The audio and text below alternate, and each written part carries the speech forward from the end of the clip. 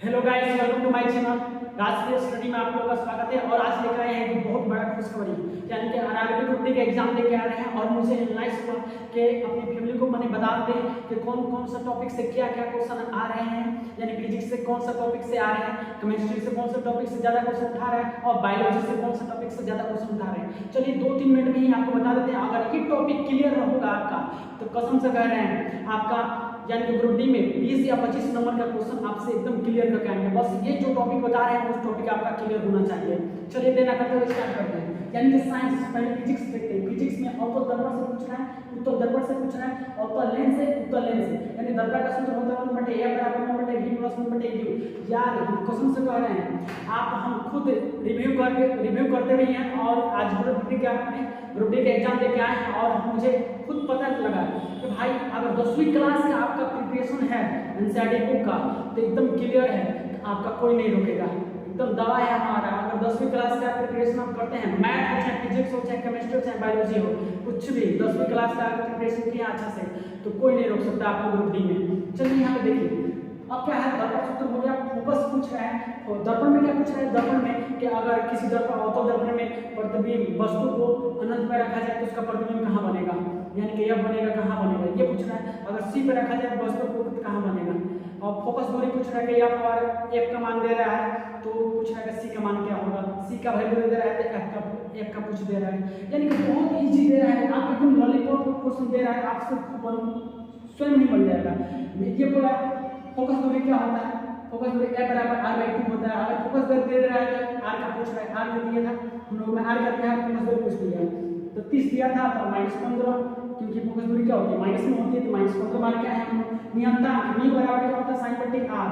यानी कि जिसे पूछ दे रहा है कि अगर कोई प्रकाश के दर पर 60 डिग्री को झुकाया जाएगा तो अपवर्तन कोण कितना होगा, तो वो पूछा है। ये आप बना लीजिएगा इस तरह। लेंस की क्षमता पूछा है, लेंस की क्षमता मान के जाते तो p बराबर 1/f होता है। लेंस की क्षमता में सरल सूक्ष्मदर्शी की आवर्धन क्षमता में पूछ रहा है कि m बराबर होता है 1 + d/f होता है। और लेंस की क्षमता जो होती है वो डायरेक्ट में मापा जाता है, ये भी याद रखिएगा, ठीक है। और यहाँ पे देता है, यहाँ पे दे दे रहा है 2 डायमीटर बराबर है तो लेंस की क्षमता क्या हो जाएगी। तो भाई ऐसे भी क्वेश्चन पूछ रहा है, अपोजिट में पूछ रहा है।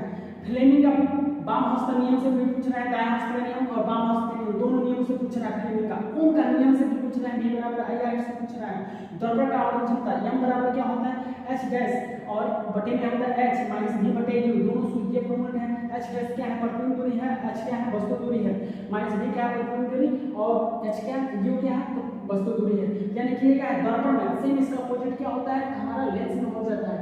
यानी कि इसमें क्या हो जाता है, माइनस v लगाता है, माइनस क्या होता है, हट जाता है। अब यहाँ पे देखना है क्या, अब लेंस से हो गया, लेंस का आवर्धन क्षमता हो गया। समांतर क्रम में से पूछ रहा है, समांतर क्रम में ये हम लोगों को क्वेश्चन पूछा था, अगर किसी भी परिपथ में, घरेलू परिपथ में किस क्रम में जोड़ा जाता है, समांतर क्रम में कि श्रेणी क्रम में। और फिर ये भी क्वेश्चन पूछा था कि अगर कहीं भी घर में अगर शॉर्ट सर्किट यानी कि लघु पतन का समय हो जाए तो धारा मान बढ़ता है, घटता है, कि कम होता है, कि इनमें से कोई नहीं। तो भाई जब शॉर्ट सर्किट होता है धारा मान क्या होता है, में वृद्धि हो जाती है। यानी कि उससे भी क्वेश्चन पूछा था। समांतर क्रम से भी, यानी कि इसका सूत्र भी याद रखिएगा। इसमें समांतर क्रम से पूछा, श्रेणी क्रम से, उष्मा से तो पूछा था, उष्मा से हीट से, यानी कि हीट से ये क्वेश्चन पूछा था, ये सूत्र याद रखिएगा। फिर ये प्रतिरोध होता है, प्रतिरोध वाला पूछा था, प्रतिरोध R बराबर क्या होता है, ρ/L/A, यानी कि प्रतिरोध वाला ये पूछा था, ये इंपॉर्टेंट है, ये भी रखें। अब केमिस्ट्री में क्या पूछ रहा है, केमिस्ट्री में अभिक्रिया वाला पूछ दे रहा है, अभिक्रिया दे रहा है, रिएक्शन समीकरण दे दे रहा है, पूछ रहा है कि कौन सा समीकरण है, अभी संयोजन है का, वियोजन है का, ऑक्सीकरण है का, अवकलन है, और फिर ये अभिकारक कौन है, प्रतिफल कौन है। यानी कि सारी चीज का वीडियो हम प्ले लिस्ट में बना के डाल चुके हैं। अगर हमारा पूरा वीडियो देखे होंगे साइंस वाला प्ले लिस्ट में जाके, तो आपसे हम कह रहे हैं, दावा कर रहे हैं कि आप 25 में 25 करके आएंगे। बस बने रहिए और देखते रहिए। यानी कि आप पूछ रहे हैं उपसेन क्या होता है, फिर एल्केन, एल्कीन, एल्काइन, ठीक है। तो इसको तैयार करने का तरीका होता है, इसमें क्या कैसे करेंगे, इसको जोड़ेंगे। एल्केन का क्या होता है, CnH2n+2, और यहाँ पे क्या है CnH2n, और यहाँ पे क्या है CnH2n-2। यहाँ पे क्या है, इसको याद करना क्या है, यहाँ पे जोड़ो हटाओ घटाओ, यानी कि जोड़ो हटाओ घटाओ, यानी कि ऐसे याद कर सकते हैं हम, एल्केन, एल्कीन, एल्काइन। अब क्या है पीरियोडिक टेबल से और सारे में पूछ रहा है पीरियोडिक टेबल यानी कि डोबराइमर का पीरियड नेम पूछ रहा है, लेवेलियस से पूछ रहा है लेवेलियस ने क्या दिया डोबराइमर का पीरियड नेम किस आधार पर दिया था और मेंडलीव का दिया था, मोसले का था, बोरबरी का क्या होता है, ये सारी चीज इसमें से पूछ रहा है, न्यूलैंड का डोबराइमर का मेंडलीव का दे रहा था। धातु अधातु इस पर टॉपिक हम वीडियो डाल चुके हैं, आप प्लेलिस्ट में जाकर देख लीजिए। धातु अधातु उपधातु से पूछ रहा है, सबसे अधिक क्रियाशील धातु पूछ रहा है, सबसे कम क्रियाशील धातु पूछ रहा है, ये भी याद रखिएगा। अम्ल क्षार और लवण से भी टॉपिक्स उठा रहे हैं। कार्बन और कार्बन देखिए हम लिखे नहीं, कार्बन कार्बन से पूछ रहा है, अयस्क के बारे में पूछ रहा है, अयस्क क्या होते हैं, खनिज क्या होते हैं उसके बारे में मैंने और पूछ रहा है। बायोलॉजी में क्या पूछ रहा है, ये इसमें केमिस्ट्री में पूछ रहा है, ये भी क्या था कि पारा, हाँ जो सिनेबार जो है किसका अयस्क है, अयस्क वाला याद कर लीजिएगा, ये अयस्क वाला याद करके प्लेलिस्ट में वीडियो डाल चुके हैं।